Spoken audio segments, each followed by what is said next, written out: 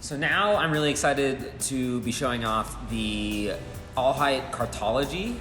This is the entry-level wine, quote-unquote entry-level, of a couple that are arguably the most ambitious of any winemakers in all of the Swartland right now, in all of South Africa.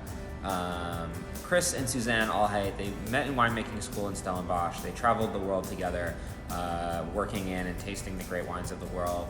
And then they returned to the Western Cape and with the idea of making wines that really explored and expressed and celebrated the great terroirs of South Africa, and specifically that far western part of the Cape where so much great winemaking is happening right now. And here they have made some of the most incredible single vineyard Chenin Blancs and Semillons that money can buy, period, anywhere in the world.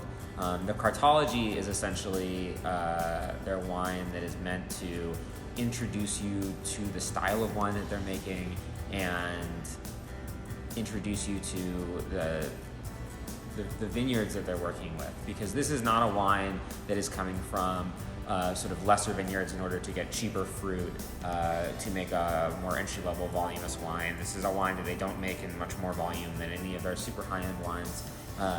Instead, it's just a little bit of quality control. It's the wines that don't quite make it into their top wines, but it's still some of the greatest vineyards in all of South Africa going into this wine.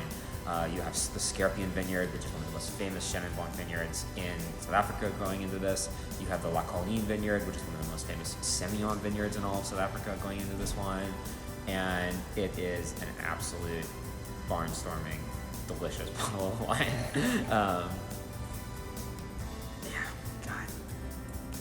This is a pretty incredible wine. It has all of that savory minerality and beeswax and sort of honeyed character that you get in great Loire Chenin Blanc and increasingly sort of the dry Semillon of South Africa and Australia. But it has also this level of sort of concentration and mineral purity that I would say you get even more so in this wine than you do in any of the wines of the Loire, which is nuts to say, right? Because it's almost always the case that the wines of Europe, the great traditional wines of Europe, have this sort of mineral edge that stands above any of the wines made in the quote-unquote New World. But South African Chenin, at its best, has this like just stoniness that is so interesting and unique, and it doesn't have any of the sort of musty, earthy, botrytis-y characteristics that you might get out of wines in the Loire. Instead, that minerality is just allowed to take sort of center stage and shine really beautifully. And then you have, of course, this just like crazy concentration on the palate.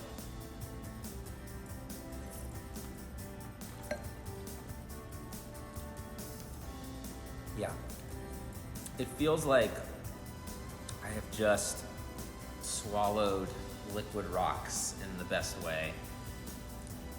The wine has texture, it has this sort of salinity to it, and this really amazing sort of mix of fruit that is almost pear, spiced pear, but is again sort of only lingering and then, or fleeting I should say, and then you get this amazing lingering minerality, lingering sort of lanolin character to the wine.